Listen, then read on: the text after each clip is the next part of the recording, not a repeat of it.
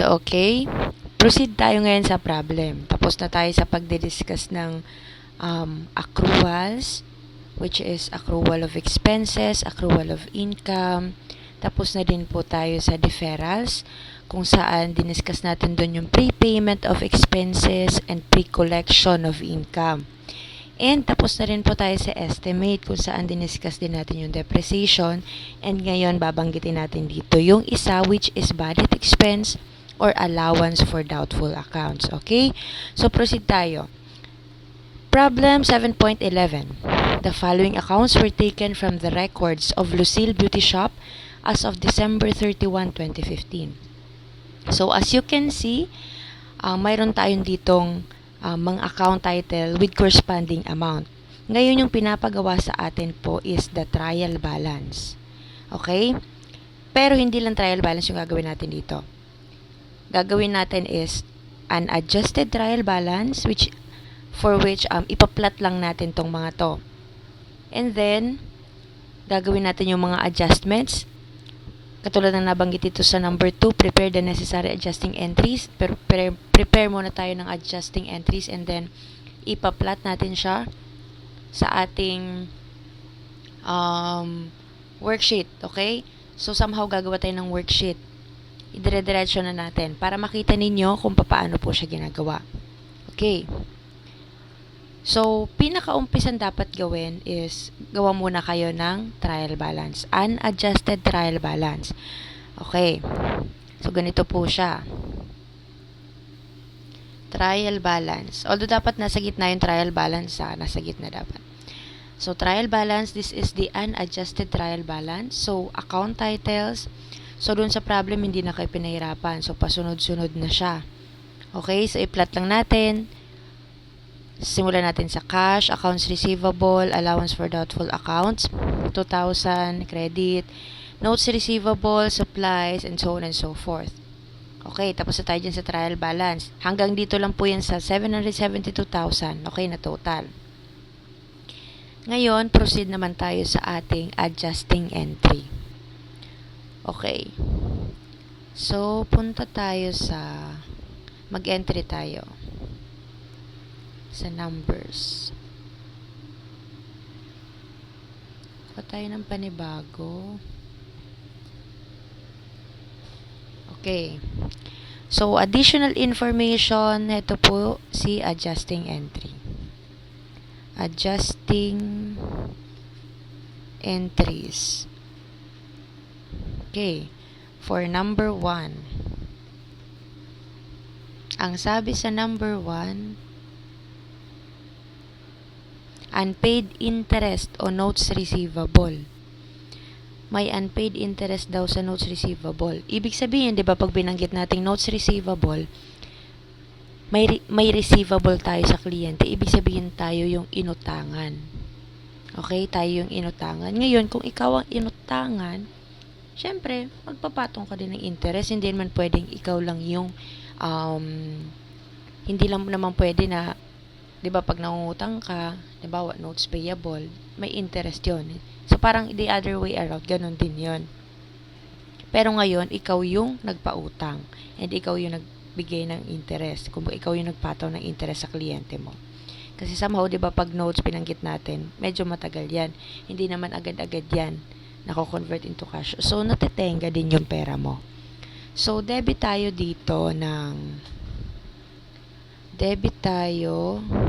ng interest receivable,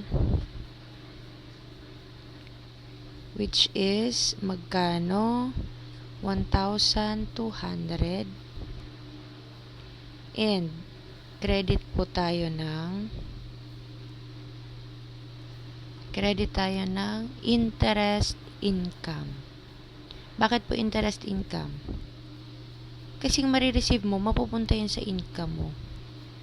Okay, so ganun lang siya.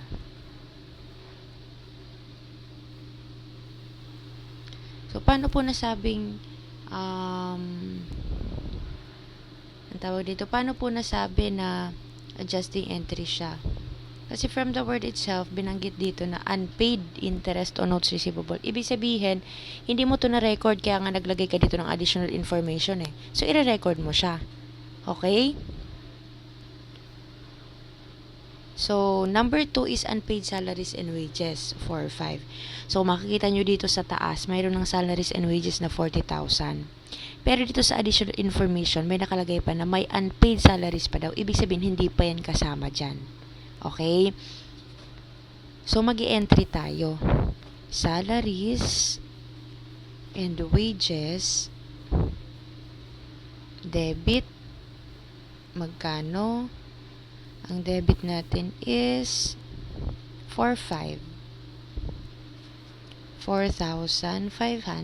And then, credit tayo ng salaries.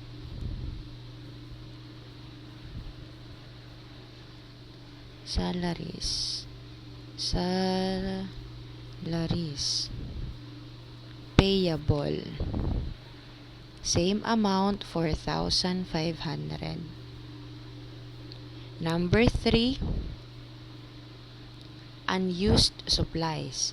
So, dito sa taas, may makikita kayo na supplies on hand, which is 40,000. 40,000 ba or 10,000? Wait, check natin. Cash, 248. Accounts receivable, 82. Notes receivable yung 40,000. Supplies is 10,000. So, binabanggit lang po dito sa additional information. Okay, wait lang. Okay. Sa additional information, ang binabanggit dito, yung unused daw, is 3,000 na lang. Eh, diba, nag-record tayo na mayroon tayo sa taas 10,000. Ibig sabihin yung 10,000, mali na yan. Kasi yung 7,000 dyan, nagamit na. Kasi 3,000 na lang daw yung natitira eh. Ngayon, mag-a-adjust tayo. Okay? Paano po tayo mag-a-adjust?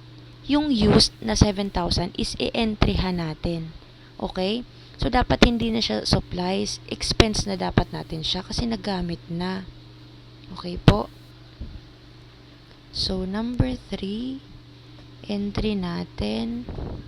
We have supplies, expense, magkano? 7,000. And then we have, syempre, magkikredit tayo ng supplies on hand. Okay? Kasi babawasan natin ng 7,000. Yung 10,000 na recorded natin. 7,000. Okay? I hope malinaw po. So, 4. Ang sabi sa 4, prepaid advertising 15,000. So, mayroon din po tayo dyan sa taas. Prepaid advertising, which is how much? 90,000. Okay? So, yung recorded na prepaid advertising, 90,000. Ngayon, dito sa additional information, ang sinasabi niya, yung prepaid advertising is 15,000 na lang daw. Hindi na po siya 90,000. Okay? Ngayon, saan po napunta yung 75,000? At 15,000 na lang yung natira. Yung 75,000, expense na po siya. Okay? Nalakaran na, nagamit na. At pag nagamit na, expense na siya. So, debit tayo, advertising expense. Ibig sabihin, heto yung gamit na. Advertising expense, 75,000. And syempre, yung prepaid advertising, babawasan po natin ng 75,000 din. Prepaid advertising, babawasan natin ng 75,000 para mag-arrive siya sa 15,000. Proceed tayo sa last, number 5. Doubtful account is 5% of accounts receivable. So, heto po yung isa sa mga estimates na binabanggit ko sa inyo kanina. Nasa estimate, mayroon tayong dalawa. Una is depreciation, and pangalawa, provision for bad debt expense, or the allowance for doubtful accounts. So, ito po ay, ano po ba yung allowance for doubtful accounts? From the word itself, Si company, nagbibigay siya ng allowance sa mga receivable na posibleng hindi na niya masingil. Okay? Ganun lang po yung explanation nun. Pag binanggit po na doubtful account, si company nagbibigay ng allowance para sa mga receivable niya.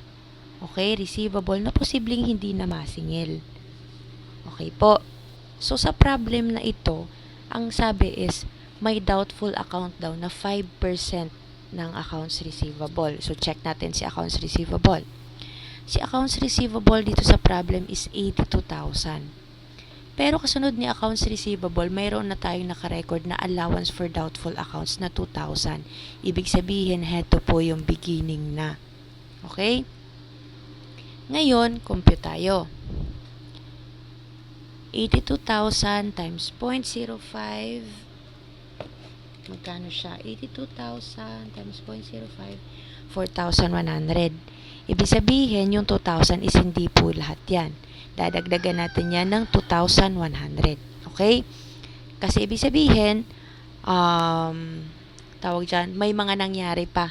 Okay? Kaya bigay pa tayo or nagdagdag tayo ng allowance for doubtful accounts. Kasi posible na nadagdagan yung client ni company na posibleng hindi na makapagbayad. Okay? So, yun yung mga dahilan. So, 4,100 minus 2,000, we have 2,100. Entryhan natin. So, ano po yung debit niyan? Debit tayo ng bad debt expense 2,100.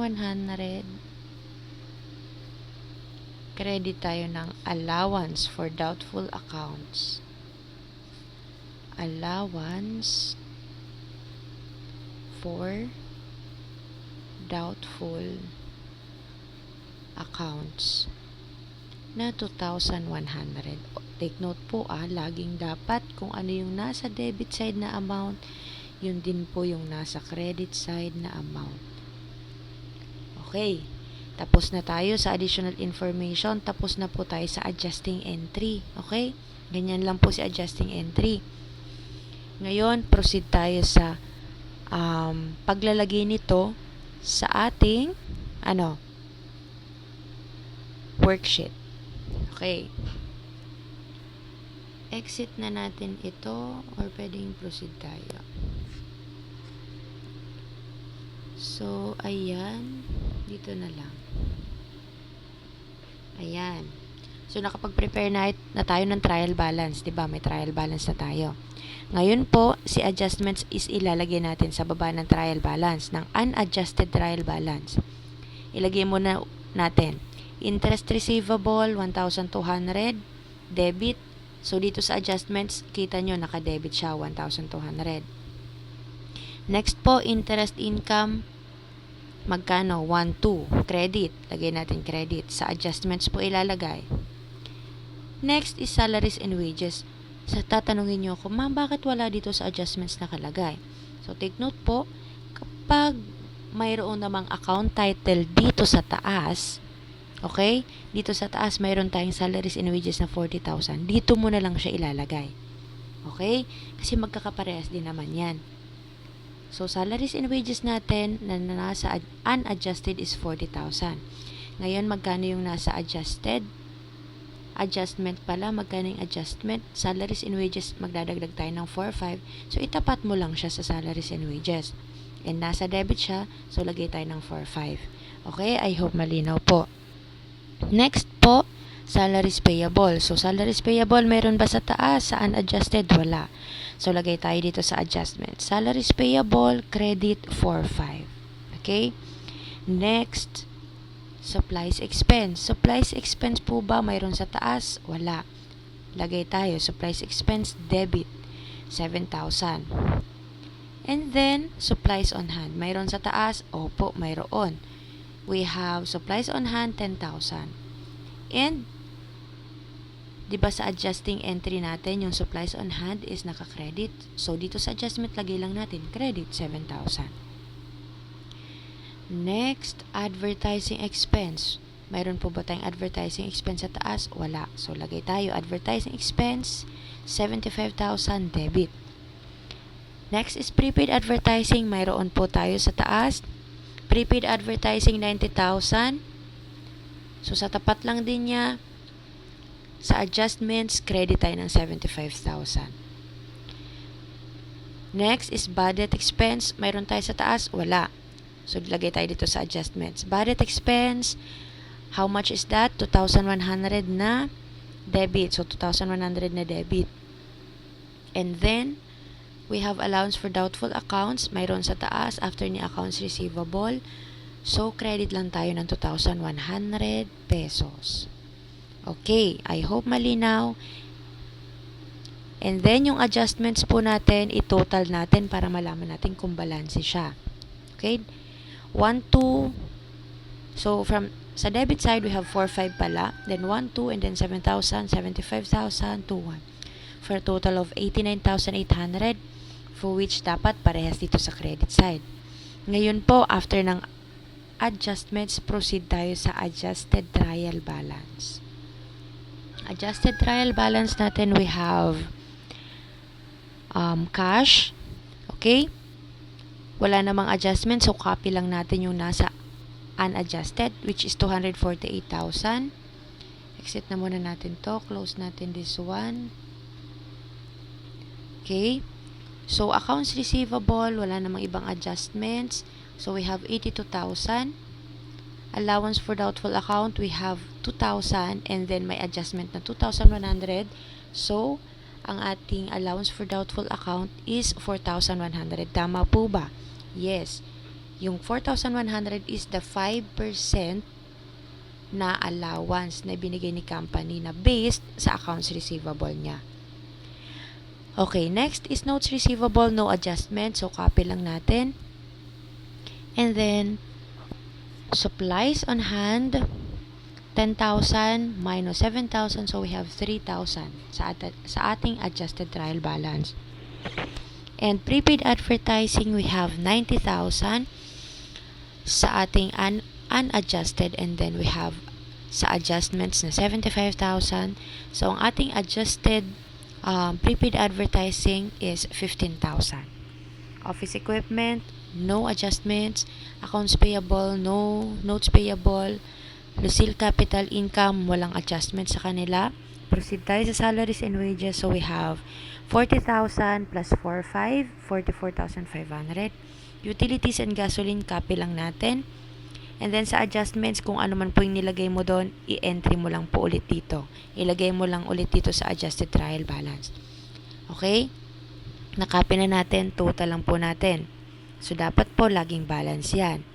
Okay? So, sa debit side, we have 779,800. And sa credit side, we have 779,800. Okay? I hope malinaw po yan. Okay? So, sa next is i-discuss ko naman kung paano siya natin ipa-plot sa comprehensive income and kung paano tayo gagawa ng financial statement using this information. Okay, heto na din po yung information na gagamitin natin.